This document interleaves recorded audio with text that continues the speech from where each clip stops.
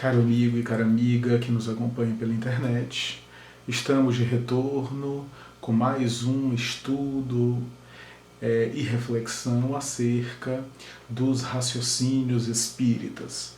No dia de hoje, estaremos examinando a obra Boa Nova, obra essa que vimos estudando ao longo desses meses, capítulo por capítulo. Por se tratar de uma obra magistral da pena do espírito Humberto de Campos, através do médium Francisco Cândido Xavier, vimos estudando de uma maneira esmiuçada, detalhada essa obra, para que não percamos nenhum detalhe, ou pelo menos tentemos aprofundar o máximo possível a compreensão de uma obra tão fascinante.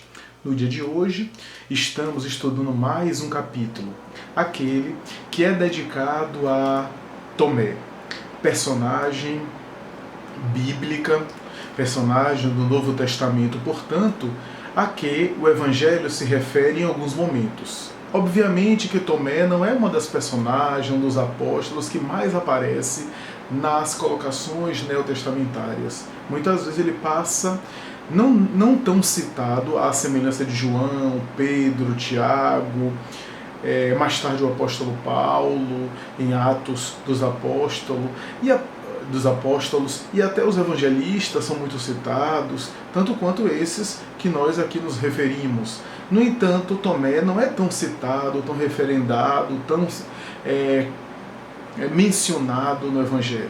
Não obstante, trata-se de um discípulo de Jesus, um apóstolo, cuja vida é das mais interessantes. Como todos os apóstolos de Jesus, que possuem virtudes e defeitos, portanto, desafios humanos, todos eles possuindo, portanto, desafios e lutas e, ao mesmo tempo, virtudes admiráveis, Tomé também é um retrato psicológico nosso. Não deixa de ser uma referência para as nossas lutas, para o nosso dia a dia, porque revela não apenas a virtude que nós admiramos, mas também os defeitos, as imperfeições, os vícios, o repertório comportamental disfuncional necessitado de solução, de reformulação. Então, ele revela-nos um pouco de nós, Tomé. Traz para nós o retrato psicológico de um pouco do que nós somos, de maneira bastante acentuada em nosso dia a dia. Então Tomé tem essas características. Humberto de Campos Espírito, através do médium extraordinário Chico Xavier, dedica um capítulo a esse apóstolo. Não foi à toa que ele dedicou o capítulo 16, portanto, a respeito desse apóstolo, capítulo esse chamado O Testemunho de Tomé, para nos referir, para falar a respeito desse discípulo de Jesus admirável, e é o capítulo de Boa Nova que Humberto de Campos dedica a Tomé. Poderíamos dizer que é o capítulo que ele traz informações e considerações muito interessantes a respeito do famoso discípulo de Jesus. Logo para começar, iremos, antes até de adentrarmos pelas considerações acerca daquilo que Humberto de Campos nos traz no livro Boa Nova, nós iremos primeiro fazer comentários gerais a respeito de Tomé. A tradição assevera que Tomé foi um descendente de um pescador, um filho de um pescador. A semelhança de outros discípulos de Jesus, ele também era pescador. Portanto, pessoa simples da cultura hebraica, pessoa excluída, inclusive, que não tinha prestígio social, econômico, pelo menos acentuado, era um pescador. O nome de Tomé, segundo a história, parece não ter sido preservado, porquanto a expressão Tomé veio de Tomá em aramaico e traduzida ao grego significa Dídimos, que em grego significa gêmeo. Portanto, a expressão Tomá em aramaico, cuja versão em grego é dídimo, significa gêmeo, é um adjetivo e não necessariamente um nome, um substantivo. Graças a isso, houve uma série de especulações a respeito dessa personagem bíblica, inclusive algumas delas sugerindo ou pelo menos especulando, a possibilidade de Tomé não ter sido uma personagem conforme nós acreditamos ou conforme nós concebemos ao longo da história do cristianismo. Chegou-se a aventar a possibilidade de Tomé ter sido um dos discípulos de Jesus já conhecido, citado, portanto, como irmão gêmeo de alguém, como, portanto, Dídimo, né? Irmão gêmeo de alguém, e não necessariamente uma pessoa à parte, um discípulo específico, um apóstolo de Jesus com esse nome.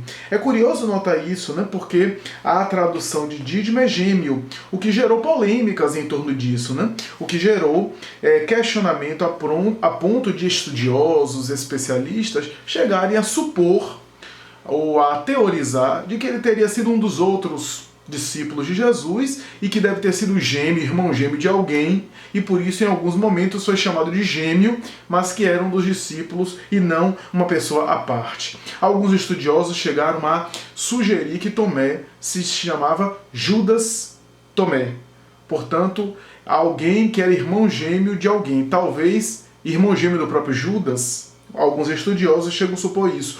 Outros, e essa é uma das teses mais fortes dentro da especulação da teologia da história, supõem que Tomé teria sido, em verdade, teria sido o próprio Judas Iscariote, porque em alguns momentos se cita o nome dele junto com o de Judas. E Judas deveria ser, nessa especulação, irmão gêmeo de alguém. Outros estudiosos chegam a citar Tomé como sendo Judas Tadeu. E assim por diante, colocando, portanto, Tomé não como um nome próprio, mas como um sobrenome e um adjetivo de um nome inicial que provavelmente, segundo esses estudiosos, esses especialistas, provavelmente teria sido Judas, o primeiro nome. Mas é interessante notar que quando nós pegamos Humberto de Campos Espírito, a literatura mediúnica e a própria tradição neotestamentária, isso não fica tão claro assim, e nós seguimos a tradição do Novo Testamento, e baseado também nas informações mediúnicas espíritas, nós preferimos a tese de que Tomé era um discípulo à parte. E vamos chegar nesse ponto para explicar o porquê nós adotamos esse motivo, né? essa opinião, né? Esse caminho filosófico, doutrinário. Em João, capítulo 11, versículo de 6 a 16, há um momento especial em que Jesus está voltando da Judéia, ou melhor, voltando à Judéia, tinha saído da Judéia, inclusive ameaçado de morte, e ele volta à Judéia, naquele célebre episódio em que Jesus vai na direção de Lázaro, que estava vítima de um fenômeno de catalepsia, portanto já apodrecendo, já em processo de decomposição avançada a ponto de ter sido sepultado, e ele encontra inclusive Maria e Marta, as irmãs de Lázaro, cuja família era muito sua amiga. Jesus estivera com eles em algumas ocasiões, e em determinado momento a célebre frase que Jesus diz a uma das irmãs, que diz: "Chegastes tarde, Lázaro morreu", e Jesus responde: "Não, ele apenas está dormindo". Tratava-se de um fenômeno especial. Jesus então vai na direção de Lázaro, e há uma passagem do Evangelho de João em que cita-se que o próprio Tomé teria dito: "Vamos também nós voltar à Judéia e morrermos com ele". Dizia ele de uma maneira pessimista, de uma maneira negativa, de uma maneira desconfiada, segundo as colocações do Evangelho de João, porque ao voltar da Judéia eles corriam risco de vida. Jesus, no entanto, fez questão de voltar à Judéia para atender ao amigo Lázaro, que não havia morrido. Então, o Evangelho de João coloca Tomé dessa forma. Mais tarde, no próprio João capítulo 20, versículo 25, João cita Tomé como sendo um aprendiz desconfiado. Um aprendiz desconfiado, um discípulo, portanto, sempre em suspeita e desconfiado. Emmanuel, na obra Fonte Viva, no capítulo 100, tem uma colocação muito interessante a respeito de Tomé. Ele chega a dizer que Tomé é o símbolo do discípulo despreocupado e ausente. Por que isso? E Emmanuel explica. Porque Tomé não esteve no primeiro momento em que Jesus, depois da ressurreição, portanto ressuscitado, aparece ao grupo de discípulos ressuscitado. Essa primeira aparição de Jesus ao grupo, Tomé não estava presente. E graças a isso, ele levanta suspeita, desconfiança de que talvez aquilo não existiu, duvidou dos próprios companheiros, duvidou dos próprios amigos, e mais tarde Jesus aparece a ele naquela célebre aparição e pede-lhe para que ele tocasse as chagas. Mas até ali, Tomé naturalmente ficou. E Emmanuel então diz, pelo fato de ele não ter participado da primeira experiência da aparição de Jesus ao público, Tomé vai naturalmente vai naturalmente se tornar desconfiado, em suspeita, e Emmanuel vai dizer, não estava presente na primeira manifestação de Jesus ao grupo, então é o símbolo do discípulo despreocupado e ausente, porque esquece das próprias obrigações para desconfiar, para suspeitar dos próprios companheiros, portanto em uma ausência de fé, de confiança e um sintoma de insegurança. Depois do episódio das chagas, onde Jesus aparece a ele, pede para te tocar chagas e demonstra ali a postura da imortalidade, Tomé se torna o símbolo da dedicação. Diz ainda Emmanuel, nessa mesma mensagem, que Tomé, a partir daquele momento, se torna um símbolo de dedicação a Jesus, de fé, de confiança, levando o Evangelho para várias regiões do Oriente, inclusive na China, esteve várias vezes na China, na Ásia, na Índia, e é provável, segundo a tradição, que ele teria sido assassinado no sul da Índia, martirizado a golpe de lança, no sul da Índia. Isso quem fala é Amélia Rodrigues Espírito, no livro Luz do Mundo, quando ela tece comentários a respeito de Tomé. Então são essas considerações, de uma forma geral, que nós temos a respeito de Tomé, antes, propriamente falando, de adentrarmos pelas considerações de Humberto de Campos no livro Boa Nova.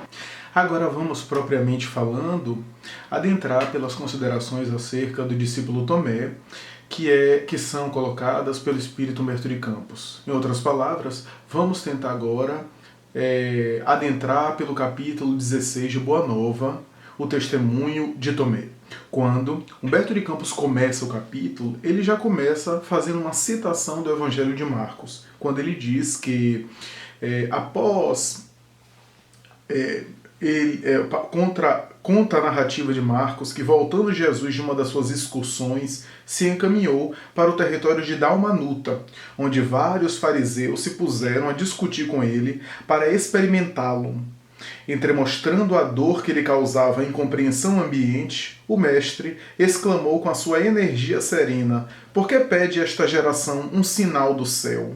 E Humberto de Campos continua. Ora bem, antes de continuarmos, vale a pena a gente parar aqui para fazer considerações a respeito desse trecho inicial. Humberto de Campos cita um trecho do Evangelho, que é um trecho muito rápido, que Jesus se refere, ou melhor, se dirige a Dalmanuta, e que é o único momento em que Dalmanuta é citado, me parece, no Novo Testamento. E naturalmente que Tomé aparece nesse trecho como um dos momentos bem pontuais onde Tomé aparece. A citação de Marcos, portanto, está em Marcos capítulo 8, versículo 10. Humberto de Campos não cita os versículos e capítulos, mas é justamente essa passagem.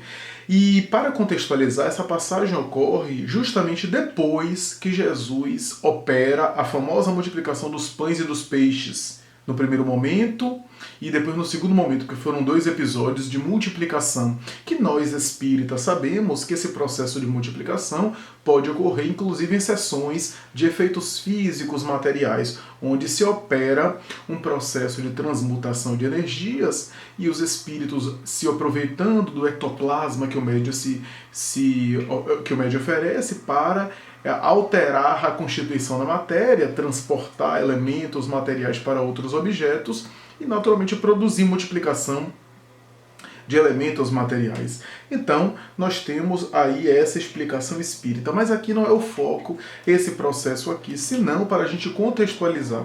Então, Jesus naturalmente estava em uma região, vai na direção de Dalmanuta, né? Mas o contexto naturalmente associa a multiplicação dos pães e dos peixes, e nós sabemos isso porque quando nós lemos o Evangelho de Marcos, no capítulo 8 citado, versículos 10 em diante, vai dizer o seguinte, olha que coisa interessante: "E entrando logo no barco, com seus discípulos, isso depois da multiplicação dos pães e dos peixes, que são os versículos anteriores. Quando a gente lê os versículos anteriores, a gente tem ideia desse contexto. Mas quando a gente lê, por exemplo, do versículo 10, que é o versículo citado especificamente, que cita Dalmanuta em diante, e se a gente lê os versículos posteriores, até mais ou menos o versículo 13, 14, é o que diz. E entrando logo no barco, com seus discípulos, foi para as partes de Dalmanuta. E saíram os fariseus e começaram a disputar com ele, pedindo-lhe para o tentarem um sinal do céu. Pedindo-lhe, vírgula, para o tentarem, vírgula, um sinal do céu. Ou seja, o evangelista coloca a intenção dos fariseus em pedir-lhe um sinal do céu, para tentá-lo. E, suspirando profundamente em seu espírito, disse Jesus: por que pede esta geração um sinal? Em verdade vos digo que a esta geração não se dará sinal algum. E deixando-os, tornou a entrar no barco e foi para o outro lado. Então é interessante isso, essas colocações. E logo depois Jesus continua no Evangelho de Marcos e fala sobre o fermento dos fariseus. Ele diz aos discípulos para se acautelar em relação ao fermento dos fariseus. Humberto de Campos, na verdade, ele traz esse cenário e vai falando do desdobramento disso que os evangelistas não registraram, não anotaram. Ele fala o que é que aconteceu nas entrelinhas, o porquê Jesus falou desse sinal do céu, né? O que é que ele queria dizer com isso? O que é que ele queria dizer em relação ao fermento dos fariseus e assim por diante? Porque quando a gente pega o Evangelho de Marcos, nós vimos no capítulo 8, estamos aqui utilizando a Bíblia também de Jerusalém, nós vemos aí a menção aqui imediatamente, subindo para o barco. Nós lemos agora há pouco os versículos e capítulos de Marcos da Bíblia do padre João Ferreira de Almeida, né? A tradução de João Ferreira de Almeida. Aqui nós temos a Bíblia de Jerusalém. Imediatamente subindo para o barco com seus discípulos, partiu para a região de Dalmanuta. Saíram os fariseus e começaram a discutir com ele para pô-lo à prova. Pediam-lhe um sinal vindo do céu. Suspirando profundamente em seu espírito, ele disse: por que esta geração procura um sinal? Em verdade, vos digo que a esta geração nenhum sinal será dado. E deixando-os, embarcou de novo e foi para outra margem. Interessante notar essas considerações aqui, essas colocações do Evangelho, porque o que Humberto de Campos vai fazer é trazer informações que nós não temos corriqueiramente, vai falar das entrelinhas, ou seja, dos bastidores, o que foi que motivou essa colocação de Jesus, o sinal do céu, né? E o porquê Jesus reagiu dessa forma, não dando o sinal que os fariseus gostariam, que os fariseus queriam, né? É interessante que a Bíblia de Jerusalém tem uma nota dizendo assim: a recusa de qualquer sinal em Marcos é comumente considerada como mais primitiva do que a promessa do sinal de Jonas em Mateus e em Lucas. No entanto, pode ter acontecido que Marcos intencionalmente omitisse uma evocação bíblica que correria o risco de ser ininteligível aos seus leitores e que Jesus tivesse realmente prometido esse sinal com o fim de anunciar a vitória da sua libertação definitiva, como deixou claramente explícito em Mateus. Ora bem, aqui a Bíblia de Jerusalém está fazendo uma suposição, né, uma especulação, uma conjectura acerca desse sinal do céu. Chegando, veja como a lente que o Espiritismo oferece nos ajuda muito. Porque os estudiosos especialistas, não tendo essa ferramenta, chegam a especular que Jesus estava se referindo a um grande sinal, que diria que ele é o Messias, ou que apontaria para a sua libertação, para a grande mensagem, a vitória da sua mensagem sobre as criaturas humanas, sobre o planeta. Então, naturalmente que colocando como sendo um grande sinal que Jesus houvera anunciado, que Jesus deveria dar, e naquele momento ele não dá. Mas Humberto de Campos vai nos ajudar a entender isso, né? Porque logo depois se fala sobre o fermento dos fariseus e entra-se em considerações sobre o fermento dos fariseus de uma maneira muito especial quando o evangelista vai fazer essa referência dizendo: acautelai-vos com relação ao fermento aqui. Eles haviam esquecido de levar pães e tinham apenas um pão no barco. Ele recomendou então: cuidado, guardai-vos do fermento dos fariseus e do fermento de Herodes. Eles, no entanto, refletiam entre si, porque não tinham pães. Mas percebendo, ele disse: Por que pensais que é por não terdes pães? Ainda não entendeis e nem compreendeis? Tendes o coração endurecido? Tende olhos e não vedes? Ouvidos e não ouvis? Não vos lembrais de quando partiu 5 pães para 5.000 homens, quantos cestos cheios de pedaços recolhestes? Disseram-lhe 12. E dos 7 para 4.000, quantos cestos de pedaços recolhestes? Disseram 7. Então lhe disse: Nem assim compreendeis? Então é interessante notar essa colocação de Jesus, né? Os estudiosos chegam a especular que se trata de uma evocação bíblica da tradição que Jesus estava fazendo, de alguma promessa, de algum sinal no Antigo Testamento. Mas, em verdade, a coisa é mais simples, né? E que está no contexto aí do fermento dos fariseus. O próprio Humberto de Campos explica e sugere que o fermento dos fariseus é a discussão, é a incompreensão, é a polemização, que o cristão verdadeiro, e particularmente o apóstolo do Senhor, deve fugir da polêmica, do discutir por discutir, que apenas enseja cansaço, ressaibos emocionais, fenômenos de tédio, de angústia ou de tensão desnecessárias.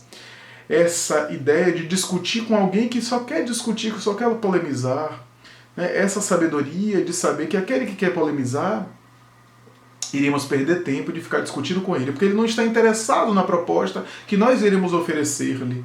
E nós, interessados em oferecer a proposta, iremos encontrar alguém que em verdade quer desestabilizar-nos, desarticular-nos. Então esse cuidado ele dava aos discípulos. Por que os discípulos? Porque os discípulos seriam os multiplicadores da sua mensagem quando Jesus já não estivesse mais entre as criaturas humanas. É por essa razão que ele fomentava isso nos discípulos. Em outros momentos ele vai falar do sacudir o pó, né?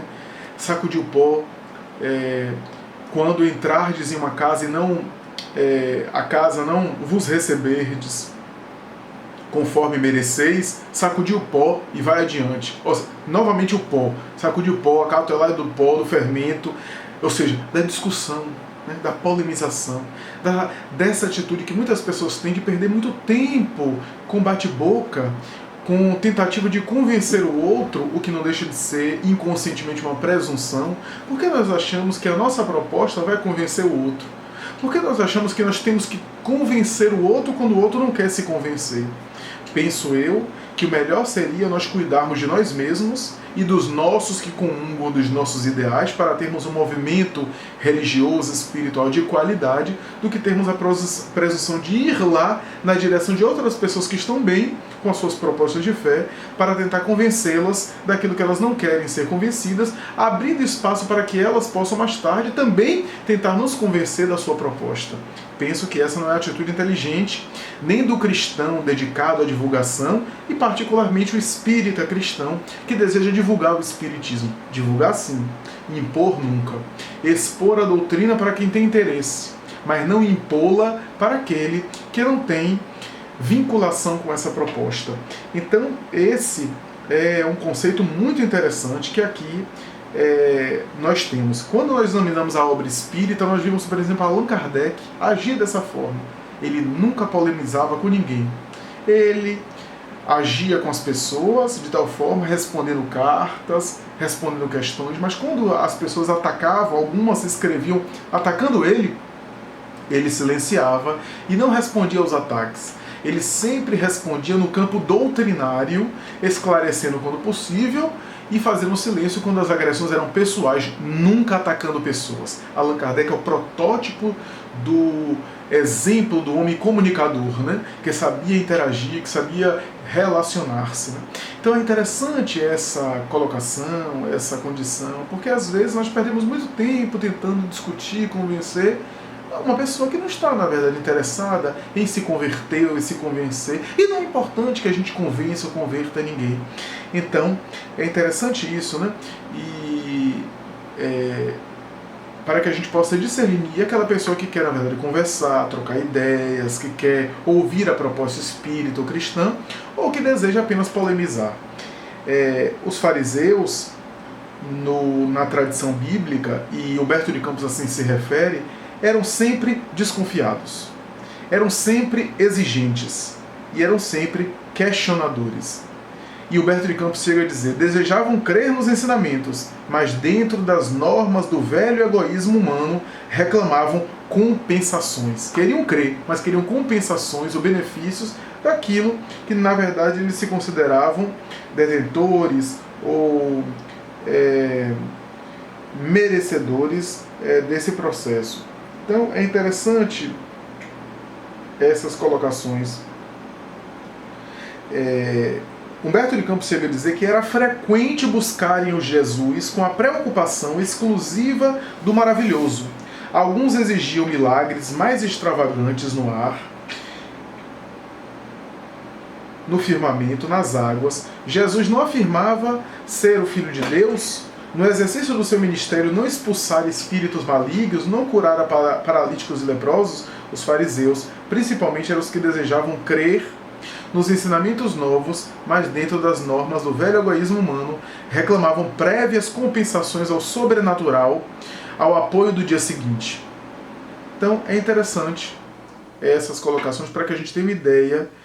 E aí Humberto de Campos fala: de todos os discípulos, o mais preocupado em influenciar os importantes, os fariseus, e as pessoas ricas de posse material do mundo era Tomé. Tomé era o mais preocupado de todos em tentar convencer e levar a mensagem evangélica da Boa Nova para essas pessoas importantes, para essas pessoas de influência social. Porque num pensamento muito pragmático, muito humano, né, muito dos resultados e da eficiência humana, Tomé queria, bem intencionado, que o evangelho propagasse, que o evangelho tivesse os seus resultados, que alcançasse muitas pessoas. E não podemos negar que, do ponto de vista material, se nós temos relações de influência com pessoas poderosas no mundo, podemos fazer com que essa nossa proposta tenha um raio de ação maior, alcance muita gente por intermédio dessa personalidade pública, dessa personalidade de poder. Né? Então, Tomé raciocinava bem de maneira horizontal, né? De maneira humana, bem própria dentro da lógica humana, né? Que é essa lógica do resultado, da eficiência, da propagação, da quantidade, né? Quando na verdade a proposta de Jesus não é de quantidade, não é de arrebanhar muitas pessoas, de tornar a sua proposta uma proposta da moda, uma proposta em evidência. Não é essa a preocupação do cristianismo primitivo, daquele cristianismo que Jesus viveu com os apóstolos. Né? E Humberto de Campos vai dizer que ele insistia com Jesus para que Jesus atendesse aos fariseus, para que Jesus pudesse conversar com os fariseus e deixar os fariseus falar. Veja a preocupação de Tomé. E isso não está no Evangelho de Marcos. O Evangelho de Marcos cita rapidamente esse episódio, mas sem entrar em considerações. É Humberto de Campos que traz os bastidores disso. Vem nos esclarecer o que está por detrás, o que está acontecendo, né? O que é que motivou Jesus àquela fala de Marcos, né? Tomé estava presente, foi Tomé uma personagem importante, uma peça-chave para essa citação evangélica, para esse fato. E é interessante que naquele dia de Dalmanuta, Humberto de Campos vai dizer que Jesus descansava. Jesus estava descansando, possivelmente da caminhada, porque Jesus, e isso os especialistas dizem, né, deve ter caminhado muito, né? Então, é interessante que Jesus descansava, e Humberto de Campos vai dizer que descansava na choupana de um velho pescador por nome Zacarias. E nesse dia ele estava descansando, quando chegou em Dalmanuta, quando Tomé adentra-se pelo recinto da casa, se aproxima de maneira ansiosa e voluptuosa, abrupta com relação ao Senhor, e interrompe o repouso do mestre dizendo que os fariseus queriam um sinal da missão de Jesus na terra. Senhor, eles querem um sinal da vossa missão na terra. São altos funcionários de Herodes, condoutores de Jerusalém e patrícios romanos. Convidam-te para ir à casa do centurião Cornélio Cimbro. E Jesus, a partir daquele momento, ele estava em silêncio. O tempo todo Jesus estava em silêncio, ouvindo o discípulo com um sorriso nos lábios e a paciência característica dele. Em determinado momento, então, Jesus dá uma orientação para Tomé, começa a explicar para que Tomé pudesse despertar em relação à sua mensagem. Que a sua mensagem não veio para arrebanhar poderosos no mundo, porque os poderosos são poderosos agora, mas mais tarde vão morrer. E chega a dizer, Tomé, cadê os grandes poderosos que a história de Roma e de Israel guarda? Todos foram consumidos pelo pó. E as suas mensagens também desapareceram. Se a mensagem do reino dos céus é forte, ela sobreviverá. Vejam que confiança, que atitude. Em determinado momento ele diz para Tomé, não é necessário que vejam a mim, mas que sintam a verdade que eu trago de nosso Pai, para terem um sinal. Que eles queriam um fenômeno retumbante, uma coisa miraculosa, para chamar a atenção e para não acreditarem. Porque a experiência demonstra, Allan Kardec disse isso em O Livro dos Médiuns, que quase sempre as pessoas que estão sempre buscando fenômenos e sessões mediúnicas, eles buscam e continuam sem acreditarem, sem se convencer. Como não amadureceu primeiro a mentalidade, a maturidade, para poder lidar com o fenômeno, continua com explicações infantis em relação ao fenômeno. Continua com seus preconceitos em cima do fenômeno. Ou seja, o fenômeno às vezes é verdadeiro, autêntico, cristalino, mas o vaso que recebe o fenômeno é impuro, é sujo. De que adianta eu ver uma maravilha se eu distorço aquela maravilha com o sabor dos meus preconceitos, né? Na história da fenomenologia, nós tivemos grandes sábios, alguns cientistas famosos, que chegaram a pesquisar fenômenos extraordinários e negaram a vida inteira. Charles Richer, Prêmio Nobel de Medicina de 1913, pesquisou os maiores médiuns, chegou a fotografar, chegou a conviver com médiuns que materializavam espíritos que com ele conversava. Ele chegou a medir pressão arterial do espírito, arrancar uma barba de um espírito e examinar em microscópio, fez experiências notáveis e chegou a supor, chegou a desconfiar que ele próprio estava tendo uma alucinação. Chegou a levantar teses as mais variadas e conclui na sua obra dizendo que a mente humana pode produzir tudo isso. É a mente humana que produz tudo isso. Então, quem não está decidido ou está ainda limitado com seus preconceitos, não pode. Então Jesus diz, não é necessário que venham a mim, mas que sintam a verdade que trago de nosso Pai. Que resposta! É como se ele dissesse, é necessário que eles sintam primeiro, para depois ver, né? Hoje os especialistas de algumas doutrinas psicológicas e psíquicas, inclusive da neurolinguística, costumam dizer que é necessário primeiro crer para ver. É necessário crer a maturidade psíquica para ver os fenômenos que estão ao nosso redor. Pasteur, ele acreditou primeiro para depois ver o mundo microbiológico. E assim por diante. Marie Curie, ela acreditou primeiro no conceito de radioatividade e depois viu. Então muitas vezes a gente precisa acreditar, isso é, conceber primeiro para depois conseguir confirmar na realidade empírica, na realidade material. E Jesus continua dando uma resposta extraordinária e em determinado momento ele diz, Tomé, Deus não exige que os homens o conheçam, senão no santuário do conhecimento de si mesmos. Deus não exige que nós o conheçamos, senão no santuário do conhecimento de si mesmos, e não em fenômenos retumbantes.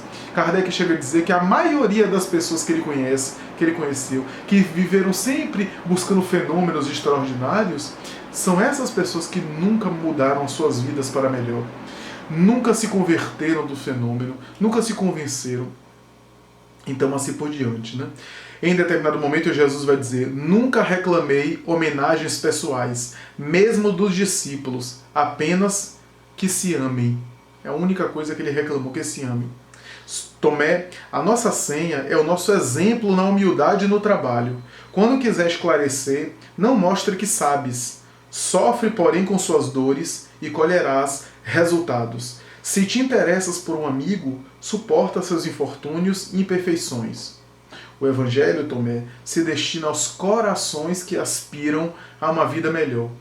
Os corações que aspiram a uma vida melhor. O Evangelho é aquele medicamento daquela alma que já sabe ou já tem consciência que é enferma, que necessita de tratamento, que precisa de renovação. E não daqueles que se bastam e que não estão interessados em se renovar, em se melhorar. Vão naturalmente para o fenômeno, mas vão continuar naturalmente como sempre estiveram. E aí, nesse momento, depois dessa orientação, Tomé entende, fica um pouco frustrado, mas entende a proposta do Senhor. Se renova por dentro, mas essa renovação é parcial. Reformulou as concepções sobre as mensagens do céu, mas ainda tinha pequenas indecisões em matéria de fé. Ainda possuía algumas indecisões em matéria de fé. Então permanecia ainda oscilante em alguns momentos, embora aquele momento especial o renovou e o dignificou para sempre. Mas, mais tarde, nós vemos que depois no Calvário, no momento do Calvário, em que Jesus estava sendo levado à cruz, todo aquele sofrimento da paixão de Cristo, ele, Tomé, debandou, fugiu, foi um dos discípulos que fugiu. Mas Humberto de Campos vai dizer que ele experimentou remorsos, depois se cobriu de um disfarce, foi às ruas disfarçado, rompeu a massa e foi para perto de Jesus. E quando ele se aproximou de Jesus, diz Humberto de Campos de maneira linda que ele esperava alguma coisa, que Jesus dissesse alguma coisa, que mostrasse algum sinal, que oferecesse a ele alguma informação, alguma coisa que ele pudesse saber. Ora bem, amigos, vamos fazer uma digressão aqui. Jesus era um Messias esperado pelos discípulos. Os discípulos já acreditavam que Jesus era o Messias esperado. Mas a tradição e o conceito cultural era de um Messias poderoso, um Messias que ia dominar o mundo, um Messias que deveria ter posses. Essa era a ideia que se fazia. Tanto é que o homem feliz e o homem de Deus na época é que tinha muitos escravos, que possuía muitos escravos. Esse que era um homem vencedor, que era considerado um exemplo na sociedade hebraica. Então vejamos que é uma colocação bastante diferente da proposta de Jesus. E Jesus morrer daquela forma, na cruz, a crucificação era instrumento de vergonha, de vexame. Tomé sabia disso, os discípulos sabiam disso. Então, mesmo com tudo aquilo que ele fez, os discípulos perguntavam, e Tomé talvez a mais ainda perguntava: mas será que ele é o Messias mesmo? Será que ele é aquele que nós esperávamos? Será que tudo isso não foi uma mentira? Ele está sendo trucidado na cruz. A cruz era um instrumento de vergonha absoluta, eram os execrados da sociedade. Era um símbolo de vergonha, de vexame total. E ele aceitou ir para a cruz. E quando ele rompe a massa e vai chegando perto de Jesus, que caminhava já com a coroa de espinhos, dilacerando-lhe a testa, e segundo um especialista, causando-lhe tétano, inclusive, e despedaçando a sua fisionomia, promovendo o esguichar de sangue na sua face, Jesus para em determinado momento e diante da multidão fixa os olhos em Tomé, diz Humberto de Campos Espírito, em uma fisionomia serena.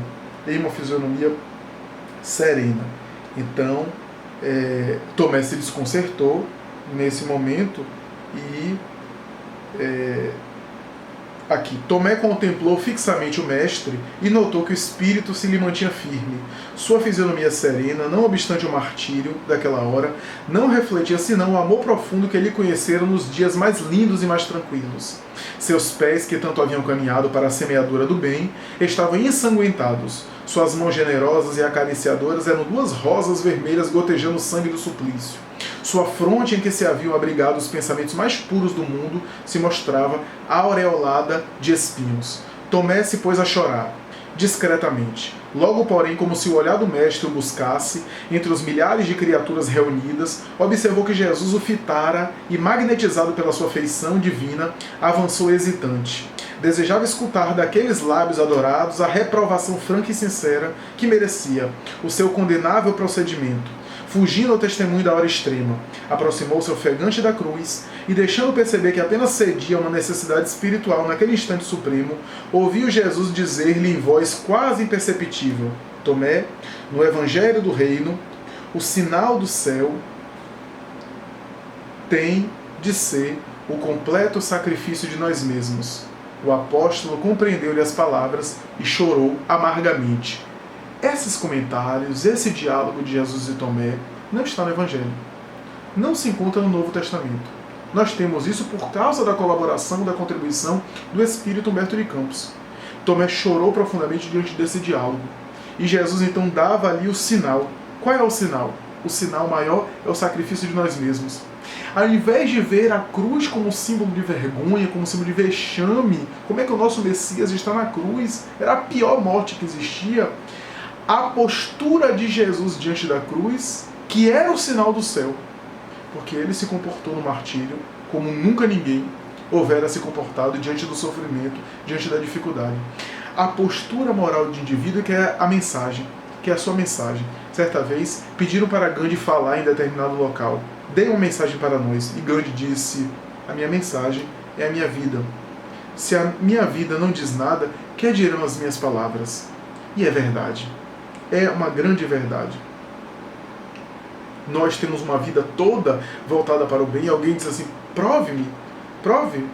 Tomadas as devidas proporções longínquas entre nós e Gandhi, certa vez alguém nos perguntou, você fala tanto de imortalidade da alma, de sobrevivência do espírito, e eu fico pensando, qual é a prova? Qual é a confirmação? As pessoas adoram pedir provas aos outros, ao invés delas buscarem as provas, estão aí documentadas nas pesquisas científicas, nas experiências, né? Mas muitas vezes elas não querem se convencer. Não querem se convencer. Querem, na verdade, um apoio para que alguém diga a elas que realmente isso tudo é uma fantasia ou que realmente não deve acreditar, que é um apoio para o seu conflito religioso, para o seu conflito em matéria de fé, de confiança no divino, né? Então, certa vez me falaram isso e eu disse, olha, nós estamos aqui na palestra, fazemos palestra, todos os meses estamos nessa casa fazendo palestra, viajamos, entramos em cidades perigosas, pegamos estradas perigosas, né? Vamos para vários locais, enfrentamos dificuldades, climas diferentes, situações as mais diversas, né? Perigos urbanos, né? Nós experimentamos às vezes dificuldades, noites que não são dormidas convenientemente, né? Desafios que ninguém ficou sabendo, tudo isso de graça, porque não ganhamos absolutamente nada. Portanto, de graça, completamente de graça. E se ainda assim, com tudo isso, com essa dedicação, naturalmente com uma dedicação limitada, uma dedicação humana, uma dedicação com as minhas imperfeições, uma dedicação convencional, que está distante de ser uma dedicação missionária, mas dentro das minhas pequenezes, das minhas limitações, oferecendo a minha cota.